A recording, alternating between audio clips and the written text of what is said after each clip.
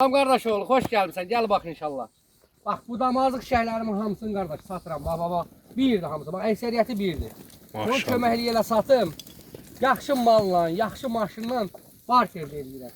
Bax bunlar hamısı birdir. Bax görsən qardaş oğlu. Neçə baş heyvandır? Bu 350 dənə heyvandır qardaş. 350 dənə heyvandır. Hardansa içində bir 10'a yaxını təzə doğub. Bax belə yetiklərdir qardaş oğlu. Görsən yerlər. Neçəsi birinci qarnadır? 200 dənəsi 1-2'dir. Bax qomralar görsən, hamısı cavan şişəklərdir, maşallah olsun. Allah özü hər kəs alsa ona xeyir versin. 10 dənə də içində bax belə bozkərə bir qat vurmuş erkəyim var yaxşı. Bunun kraskası ne 2 rəhdir qardaş? 2 qardaş. 2 qardaş. Hə. 2 qardaşın heyvanı. Qardaşımın da heyvanı var, mənim də. İkisi də satılır. 3 noyabrdır. Mal heyvanı ilə, maşınla barter edirəm qardaş.